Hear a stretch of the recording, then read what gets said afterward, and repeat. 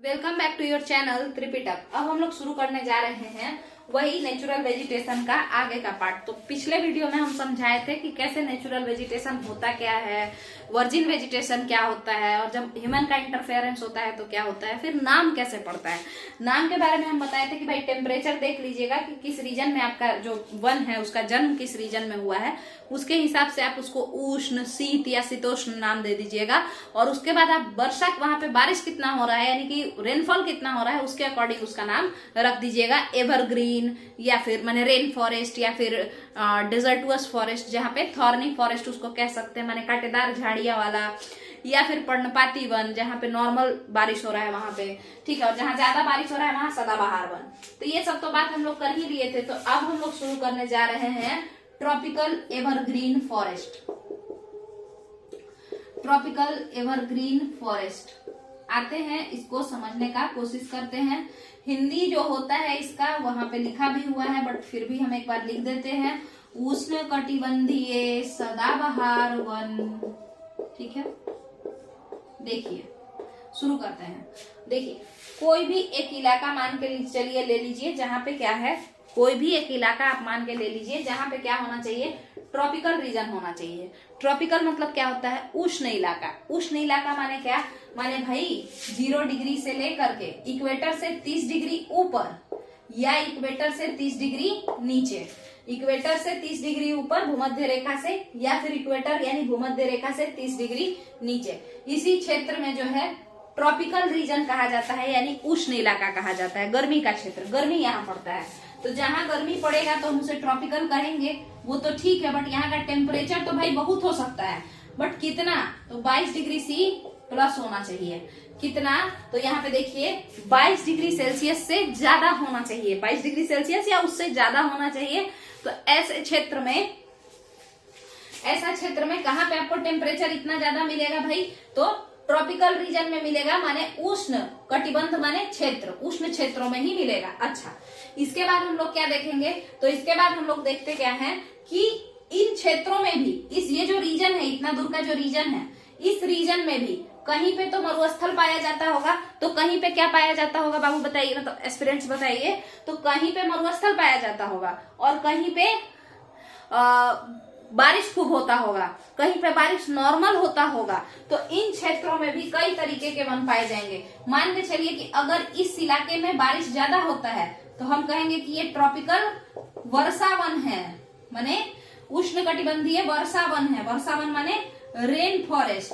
अच्छा, तो जब रेन फॉरेस्ट है, क्योंकि इसी इलाका में सबका सब गर्मी का इलाका है, 30 डिग्री से 30 डिग्री तक का, मगर यहाँ पे ये उष्ण कटिबंधीय है, मगर ये वर्षा वाला क्षेत्र है इतना दूर का, तो हम कहेंगे कि ये वर्षा वन है, ठीक है। तो उष्ण कटिबंधीय वर्षा वन। अब जहां वर्षा वन होगा, बारिश खूब होगा, तो पिछले वीडियो में भी हम यही बताए हैं कि वो कैसा होगा, उस हमेशा हरा भरा रहेगा, हर टाइप का वहां पे वनस्पति पाया जाएगा, क्योंकि इतना बारिश वगैरह हो रहा है। तो ये हम इसे उष्ण कटिबंधीय सदाबहार वन भी कह देंगे। कह सकते हैं या नहीं कह सकते हैं, ठीक है। उसी तरीके से इसी क्षेत्र में ये गर्मी का क्षेत्र है कि नहीं है, 0 से 30 डिग्री तक गर्मी का क्षेत्र है या नहीं है। ये देखिए यहाँ हम 0 डिग्री बना दिए, यहाँ हम 30 डिग्री बना दिए, और फिर यहाँ नीचे 30 डिग्री बना दिए। यहाँ से यहाँ तक का जो रीजन है, इसमें यहाँ पे खूब बारिश होता है, ठीक है, हो सकता है, ठीक है। तो ये वर्षा वन। यहाँ तक जो होता है नॉर्मल बारिश होता है, कभी बारिश, कभी गर्मी, कभी ठंडा बारिश, ऐसे मौसम ज्यादा परिवर्तन होता है।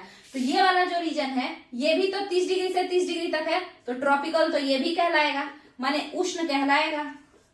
मगर ये उष्ण कटिबंध में कैसा वन है, तो ये पर्णपाती वन होगा। क्यों, क्योंकि यहाँ पे बारिश कभी हो रहा है, कभी बारिश नहीं हो रहा है। तो जब बारिश हो रहा है तब पत्ता पूरा लहलहाएगा, और जब बारिश रुक जाएगा, है ना, थोड़ा सा गर्मी उमस ज्यादा हो जाएगा जब जिस समय, तो उस समय पत्ता झड़ जाएगा। तो ये क्या हो जाएगा, ट्रॉपिकल डेसिडुअस फॉरेस्ट। इसके बारे में भी हम लोग पढ़ेंगे, है ना।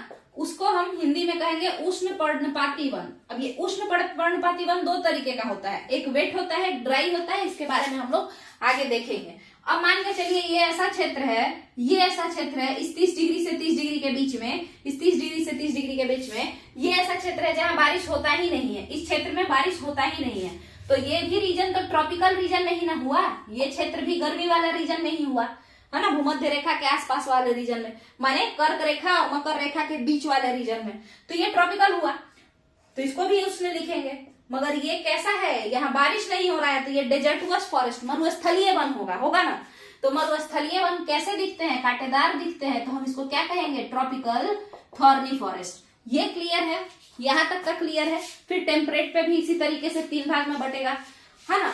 अब हम लोग चलते हैं ट्रॉपिकल एवरग्रीन फॉरेस्ट के पास। आइए देखिए, ट्रॉपिकल एवरग्रीन फॉरेस्ट जो है उसको समझते हैं। देखिए, ट्रॉपिकल एवरग्रीन फॉरेस्ट कहता है, क्या कहता है, तो पहला बात, नेचुरल वेजिटेशन, खुद से जो उग जाए, प्रकृति खुद से अगर कुछ उगा ले तो हम उसे नेचुरल वेजिटेशन कहते हैं। आइए देखते हैं, कह रहा है कि उष्णकटिबंधीय सदाबहार वन के लिए क्या क्या चाहिए भाई, तो टेम्परेचर चाहिए। कितना टेम्परेचर चाहिए तुमको, तो कहता है ये उष्णकटिबंधीय सदाबहार वन जो लोग हैं वो लोग कहते हैं कि हमको 22 डिग्री सी से अधिक टेम्परेचर दो, 22 डिग्री सी से अधिक टेम्परेचर दो। मतलब अगर आप देखिए चावल से कंपेयर कीजिए तो चावल डिमांड करता है 25 डिग्री सी टेम्परेचर, है ना। और चावल जो हम लोग बोते हैं, सैपलिंग जो करते हैं, तो वो हम लोग कब करते हैं, अगर आप देखें तो जून जुलाई के मौसम में करते हैं। तो जितना उस समय गर्मी होता है, कुछ उस लेवल का गर्मी डिमांड कर रहा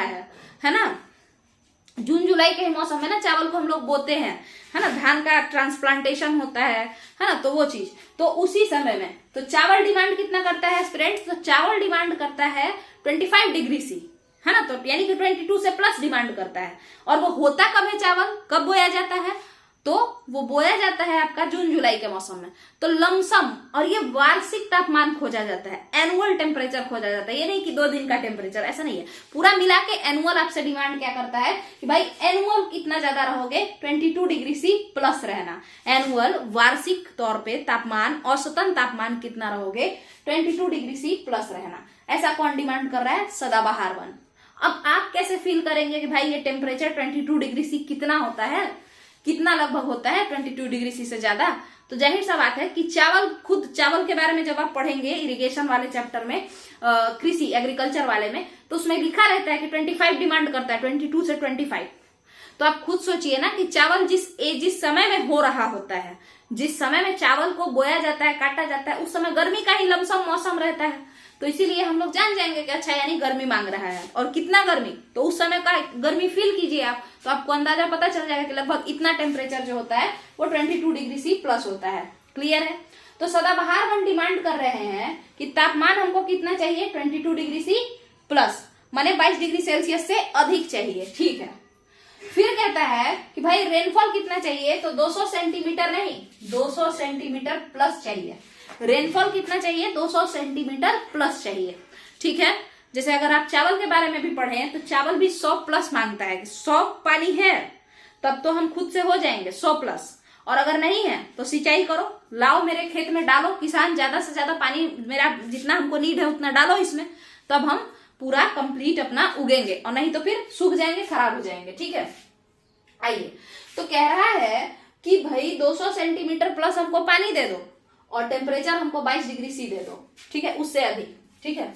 चलिए, तो ये दो चीज हम जब दे देंगे, जब नेचर ये दो चीज जहां भी देगा, नेचर प्रकृति ये जो दो चीज 200 सेंटीमीटर से अधिक वर्षा और देखिए 200 सेंटीमीटर से अधिक वर्षा और ये भी क्या है 2 तो 22 डिग्री सी, 200 और ये 22 सब 2 है, तो 22 डिग्री सी प्लस टेम्परेचर, जहां पे भी प्रकृति ये 2 कंडीशन को फुलफिल करेगी, चाहे वो कोई भी इलाका हो, वहां पर कैसा वन पाया जाएगा, तो वहां पर सदाबहार वन होगा। क्यों सदाबहार, क्योंकि बारिश अधिक हो रहा है, 200 सेंटीमीटर प्लस जा रहा है ना।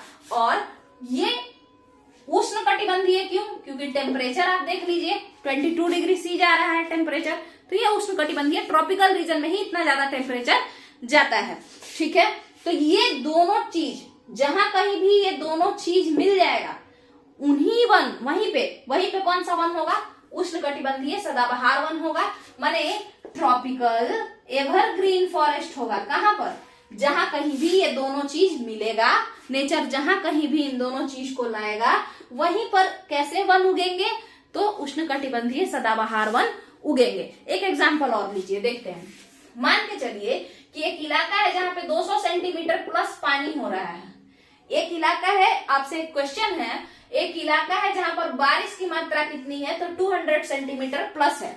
मगर टेम्परेचर की अगर हम बात करें तो टेम्परेचर आपका चला जा रहा है, कम कर देते हैं हम इस टेम्परेचर को, 18 डिग्री सेल्सियस चला जा रहा है ना, 18 डिग्री से सेल्सियस ऐसा चला जा रहा है, या मतलब उतना ही 18 से 20 चल रहा है। अब आप खुद बताइए, क्या आप यहाँ पे उष्ण कटिबंधीय ट्रॉपिकल सदाबहार वन उगा सकते हैं क्या? तो चलिए, सदाबहार के लिए पानी चाहिए, जहां पानी वहां पे भरा भरा हमेशा रहेगा, पानी है तो भरा पूरा रहेगा। तो हम एवरग्रीन तो उगा सकते हैं इस रीजन में, यहाँ इस कंडीशन में एवरग्रीन तो उगा सकते हैं क्योंकि पानी 200 सेंटीमीटर प्लस है। मगर खुद बताइए कि 18 डिग्री सी टेम्परेचर वाला रीजन ट्रॉपिकल होगा या टेम्परेट होगा? टेम्परेट होगा ना। तो ऐसा वाला जहां पे भी कंडीशन देगा इन्वायरमेंट, ऐसा वाला नेचर जहां भी होगा प्रकृति में, टेम्परेचर 18 डिग्री सी और जबकि पानी सेम, तो हम ऐसा वनस्पति को क्या कहेंगे? हम कहेंगे कि भाई ये वनस्पति सदाबहार तो है, एवरग्रीन तो है, मगर ये कौन से रीजन में है? शीतोष्ण है, माने टेम्परेट है। क्यों? क्योंकि इसका टेम्परेचर कम है ना, ट्रॉपिकल जितना टेम्परेचर नहीं दे रहा है। क्लियर है यहाँ तक का? तो आपको दो चीज देखना है। उष्णकटिबंधीय सदाबहार वन का डिमांड है कि भाई हम कहीं भी उग जाएंगे। भगवान जी पूछे कि भाई उष्णकटिबंधीय सदाबहार वन, ट्रॉपिकल एवरग्रीन फॉरेस्ट, तुम कहाँ उगोगे? तो वो बोला हम कहीं भी उग जाएंगे, उसमें क्या दिक्कत है, बस हमको पानी दे दीजिएगा 200 सेंटीमीटर प्लस, और हमको क्या दे दीजिएगा, 22 डिग्री सी प्लस टेम्परेचर दे दीजिएगा कहीं भी। ठीक है, तो फिर आते हैं कौन कौन सा वो रीजन है भारत में जहां पे इतना पानी और इतना टेम्परेचर मिल जाता है। तो वही रीजन आपको याद करना है। शिलोंग प्लेट्यू माने मेघालय का क्षेत्र जो है, शिलोंग का पठार। तो मेघालय में जाहिर सा बात है, नॉर्थ ईस्टर्न जो आपका हिमालय है या नॉर्थ ईस्टर्न इंडिया जो है, तो वहां पे पानी की मात्रा अधिक है, वहां पे वेजिटेशन भी ज्यादा है। अगर वेस्टर्न हिमालय की बात करें, पश्चिमी हिमालय की, तो वहां पे पानी की मात्रा कम है ना। जम्मू कश्मीर ये सब में पानी की मात्रा कम है, उतना नहीं है, तो इस वजह से वहां पे वनस्पति भी कम है। और शिलोंग प्लेट्यू जो कि नॉर्थ ईस्टर्न पार्ट, पूर्वोत्तर हिमालयी क्षेत्र में या पूर्वोत्तर भारत में पड़ता है, मेघालय का ये हुआ रीजन। तो यहाँ पे क्या है, सदाबहार वन है। कारण भाई ये पानी उतना दे रहा है जितना ये डिमांड किया था सदाबहार वन, और टेम्परेचर भी उतना दे रहा है। इसी तरीके से अंडमान निकोबार का 95% हिस्सा अगर आप लोग कहें तो वहां पर सदाबहार वन ही पाए जाते हैं। इसका मतलब है कि अंडमान निकोबार के 95% इलाके पर पानी 200 सेंटीमीटर प्लस बरसता होगा और गर्मी पड़ता होगा। अच्छा, उसी तरीके से सिर्फ अंडमान निकोबार नहीं, भारत का दोनों ही जो फेमस आइलैंड है, अंडमान निकोबार और लक्षद्वीप, दोनों पे ही कैसा वन पाया जाता है, तो सदाबहार वन पाया जाता है, और वो भी कैसा, ट्रॉपिकल, उष्णकटिबंधीय। अब बात करते हैं और कौन है, तो सह्याद्री। सह्याद्री में भी क्या पाया जाता है, सदाबहार वन, उष्णकटिबंधीय सदाबहार वन। ये सह्याद्री कौन है, इसमें हड़बड़ाना नहीं है, सह्याद्री वेस्टर्न घाट का ही नाम है। पश्चिमी घाट जो आपका है, जो कि गुजरात से लेकर के और आपका केरल तक, सॉरी तमिलनाडु तक चला जाता है, इस तरीके से चला जाता है। और फिर पूर्वी घाट जो है वो आंध्र प्रदेश उड़ीसा से स्टार्ट होकर के और तमिलनाडु में आकर के यहाँ पे मिल जाता है। समझ में आया? और इसी को नीलगिरी कहते हैं। जहां पूर्वी घाट और पश्चिमी घाट मिलता है वही रीजन ना नीलगिरी कहलाता है। तो ये जो पश्चिमी घाट है उसी को हम लोग क्या कहते हैं, इसी पश्चिमी घाट को हम लोग कहते हैं सह्याद्री। तो सह्याद्री में कैसा टेम्परेचर होगा, तो भाई वन कह रहा है कि यहाँ पे सदाबहार वन पाया जाता है, और वो भी कैसा, उष्णकटिबंधीय सदाबहार वन। तो आप खुद ही बताइए ना कितना डिमांड किया था वो वन। जब भगवान उससे पूछे थे कि तुम जन्म लोगे, तुमको क्या क्या चाहिए, कहाँ जन्म लोगे, तो बोला था ना 200 सेंटीमीटर प्लस पानी दीजिएगा, टेम्परेचर 22 डिग्री सी प्लस दीजिएगा, तब हम टिकेंगे, नहीं तो मर जाएंगे। ठीक है, तो इसका मतलब है कि सह्याद्री में भी ऐसा ही केस होगा, सह्याद्री में भी ऐसा ही केस होगा। तो अब आपको क्या याद रखना है भाई, तो पहला शिलोंग, दूसरा सह्याद्री, तीसरा भारत के इंपॉर्टेंट आइलैंड्स। इंपॉर्टेंट आइलैंड्स जैसे अंडमान निकोबार एंड लक्षद्वीप, इन चारों इलाकों में ट्रॉपिकल एवरग्रीन फॉरेस्ट पाए जाते हैं। एक बात खास याद रखिए, आपको समझना भी पड़ेगा और आपको रटना भी पड़ेगा, दोनों ही चीजों को करना पड़ेगा। मिला जुला के पढ़ने से क्वेश्चन आसानी से समझ में आता है और रटना तो पड़ेगा ही, ये सब नाम तो आपको रटना पड़ेगा। चलिए, एक चीज आप लोग सुने होंगे, शोला फॉरेस्ट, ये क्या है, तो देखिए सबसे पहले बात को समझिए जो वेस्टर्न घाट है वो कैसा क्षेत्र है, सह्याद्री का, जो सह्याद्री यानी वेस्टर्न घाट, वो कैसा क्षेत्र है, थोड़ा सा मतलब वो कैसा है, ऊंचा क्षेत्र है ना, हाईलैंड है वो, एक तरीके से समझिए तो वहां पे ना बारिश होने की वजह से एक तरीके से वहां पे जो स्लोप है, ढलान, वेस्टर्न घाट के ढलानों के पास थोड़ा जो ऊंचा इलाका है वहां पे घास जैसा कुछ उगा है, घास जैसा उगना शुरू हो गया है। जैसे अगर आप देखें तो ट्रॉपिकल घास भी होते हैं ना, उष्णकटिबंधीय घास भी होते हैं, जैसे कंपोस ये सब ब्राजील में उष्णकटिबंधीय घास है, ठीक है। तो उसी तरीके से ये बड़ा थोड़ा सा घास होता है, वो सब ठीक है। तो ये जो शोला फॉरेस्ट है ना, ये शोला फॉरेस्ट ये भी ट्रॉपिकल एवरग्रीन फॉरेस्ट का ही पार्ट है। ये कहाँ होता है, तो सह्याद्री का जो ऊंचाई है ना, तो उसके ढलान पे थोड़ा थोड़ा घास जमा रहता है, ठीक है। और इसी ट्रॉपिकल एवरग्रीन फॉरेस्ट वाले घास को ही हम लोग शोला फॉरेस्ट कह देते हैं, या शोला फॉरेस्ट या फिर शोला ग्रासलैंड भी कहते हैं, ठीक है। तो इसमें घबराने वाला बात है नहीं, ये भी पार्ट है किसका, ट्रॉपिकल एवरग्रीन फॉरेस्ट का ही पार्ट है। यानी शोला फॉरेस्ट कब होगा, जब आप इसको भाई 22 डिग्री सी टेम्परेचर देंगे प्लस में, और 200 सेंटीमीटर प्लस पानी देंगे, तो बड़ा घास उगेगा किधर, वेस्टर्न घाट के साइड में।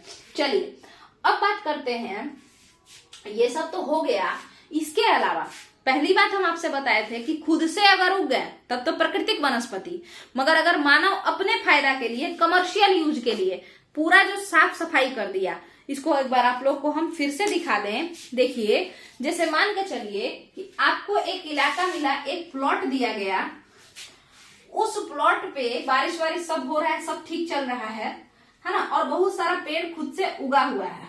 अच्छा, नेचर के लिए कोई पेड़ सस्ता या कोई पेड़ महंगा, कोई जीव सस्ता या कोई जीव महंगा नहीं होता है। नेचर के लिए सभी चीज बराबर है, सब लोग एक दूसरे को बैलेंस कर रहे हैं। बट इंसान के लिए हमेशा वो अपने फायदा के अकॉर्डिंग क्या करता है, किसी को छोटा किसी को बड़ा बना देता है।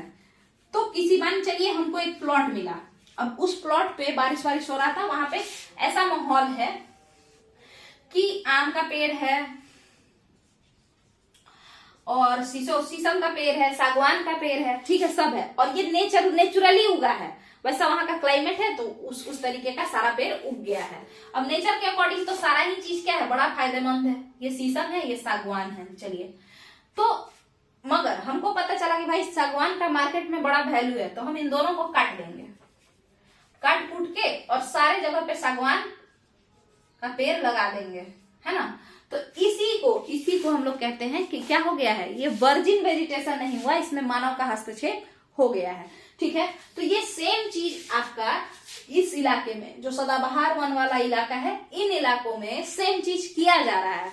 क्यों किया जा रहा है, मसालों को उगाने के लिए। मसाले भी एवरग्रीन फॉरेस्ट में, माने एवरग्रीन फॉरेस्ट में मसालों को उगाना एक उग सकते हैं, यानी वो अनुकूल है ना, इन्वायरमेंट मसालों के लिए। मसाले भी वैसा इन्वायरमेंट डिमांड करते हैं, तो वहां पे मसाले हो सकते हैं, उनका थोड़ा ख्याल रखना पड़ेगा, और वो वहां पे अच्छे से उपज सकते हैं। तो इसीलिए हम लोग को पता है कि भाई जो मसाले होते हैं, स्पाइसेस जो होते हैं, ये एक बढ़िया कमर्शियल प्रोडक्ट है, माने वाणिज्यिक उत्पाद है, इससे बड़ा फायदा होता है। तो इसीलिए हम लोग जंगल झाड़ को काट देंगे और वहां पर मसाला वगैरह भी उगा लेते हैं।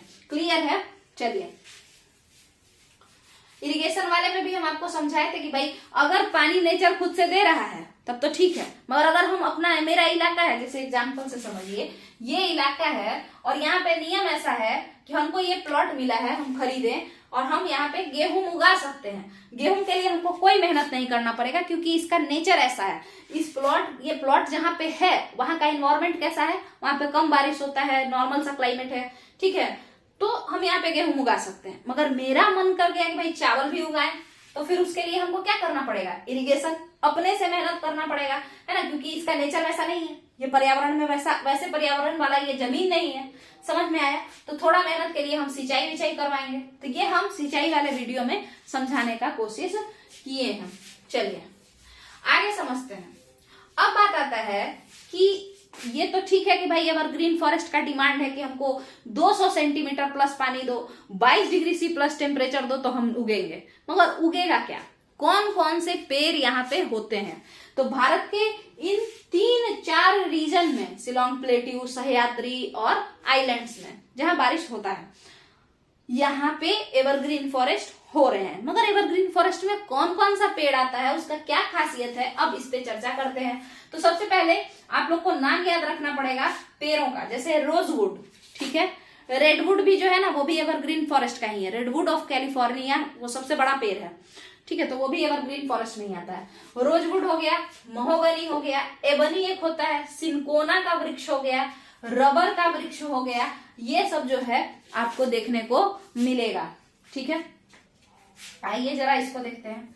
अब देखिए इसका खासियत क्या है। बेसिकली सबसे ज्यादा जो एवरग्रीन फॉरेस्ट में जो पेड़ पाए जाते हैं वो ये रोजवुड और महोगनी, ठीक है, रोजवुड और महोगनी, ये दो नाम एकदम अगर मान के चलिए कहीं भी जो आ जाए तो ये रोजवुड और महोगनी बड़ा फेमस है ये लोग। अब इनका फीचर क्या होता है, कैसे दिखते हैं, ये क्या खासियत है इनका, तो देखिए सबसे पहले समझिएगा, ये जो पेड़ होते हैं जिस क्षेत्र में पाए जाते हैं वहां पे बारिश बहुत ज्यादा होता है ना। तो जब बारिश बहुत ज्यादा होगा और टेम्परेचर भी बहुत ज्यादा मिलेगा तो जाहिर सा बात है कि इनका ग्रोथ कैसा होगा, ज्यादा होगा। तो ये लंबे होंगे, बड़े बड़े होंगे, है ना, लंबे होंगे।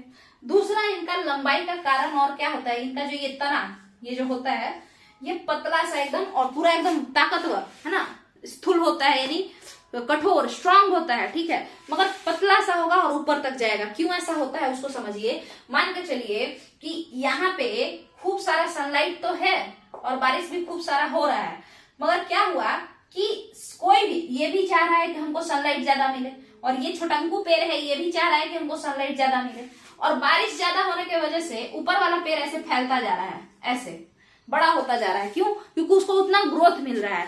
तो ये सभी लोग जितने भी पेड़ हैं उनको यहाँ पे अगर सरवाइव करना है तो उनको चौड़ा द्वारा तो ठीक है, बट सबसे ज्यादा सनलाइट के लिए उनको ऊपर निकलने का मतलब कंपटीशन लगा रहता है कि अगर ऊपर रहेंगे, ऊंचा रहेंगे तभी ना सनलाइट मिलेगा हमको, ऊंचा रहेंगे तभी ना मिलेगा। इसीलिए ऐसे पेड़ क्या होते हैं, लंबे लंबे होते हैं, ठीक है। इनका जो काट होता है, इनका जो लकड़ी होता है, जो सूट जो होता है ना, तो वो सब कैसा होता है, मोटा होता है और गोल, ठीक है, मोटा होगा, मोटा मतलब कठोर होगा, मोटा नहीं, लमड़ाया हुआ समझते हैं। किसी को जैसे मान के चलिए मेरा हाथ है, इसको ऐसे खींच देंगे तो लमड़ जाएगा, वैसे तो लमड़ाया हुआ टाइप का होता है इसका, और गोल सा शेप होगा कि ऊपर भागने की कोशिश में ये लोग लंबू हो जाते हैं, ठीक है। और वो जिसके वजह से जो इनका नीचे का पोर्शन होता है जिसपे ये खड़े हैं, तो वो पोर्शन जो है वो लंबा सा दिखता है, लमलोल टाइप का, ठीक है, मगर और पतला होता है वो, मतलब दिखने में वो उतना मोटा मोटा नहीं, इतना बड़ा बड़ा नहीं होगा, इतना ही शेप में होगा और लंबा सा होगा। मगर उसका फायदा क्या है, वो कैसा है, तो वो जो पतलू सा दिख रहा है ना वो काफी ताकतवर होता है, समझ में आया, वो काफी ताकतवर होता है। तो पहला क्या है कि ये लोग एरिया ज्यादा कवर करते हैं। ये जो इसका ये जो पेड़ पत्ती वगैरह होता है ना वो खूब इतना बड़ा बड़ा रहेगा यहाँ तक ऐसे, और जो इसका ये नीचे का पोर्शन है ये लंबा जाएगा, लंबा खींचेगा। क्यों? क्योंकि सनलाइट सभी को चाहिए और इसीलिए कंपटीशन लगा हुआ है कि ऊपर जाएं और सनलाइट ले सके, ठीक है। तो यही सब इसका मेन फीचर होता है। ये लोग बड़े ही ताकतवर लकड़ी होता है इसका, रोजवुड, महोगनी, ये सब का जो लकड़ी होता है ये सब बड़ा ही ताकतवर होता है, ठीक है, स्ट्रांग लकड़ी होता है। इससे किस तरीके का सामान हम लोग बना सकते हैं, तो फर्नीचर वगैरह जो है इसमें हम लोग यूज कर सकते हैं, ठीक है। और आपका जो रेलवे वगैरह में है स्लीपर वगैरह बनाने के लिए भी यूज किया जा सकता है इसका, क्योंकि ये इसका लकड़ी कैसा है, ताकतवर है, ठीक है। चलिए,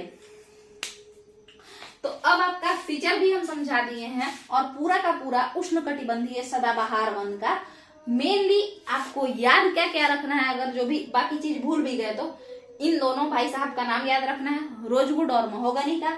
इसके अलावा आपको ये जो इलाका है कहाँ कहाँ पे भारत में पाया जाता है, तो आपको याद रखना है कि जो इम्पोर्टेंट आइलैंड्स हैं उसके अलावा शिलोंग प्लेट्यू और सह्याद्री यानी वेस्टर्न घाट।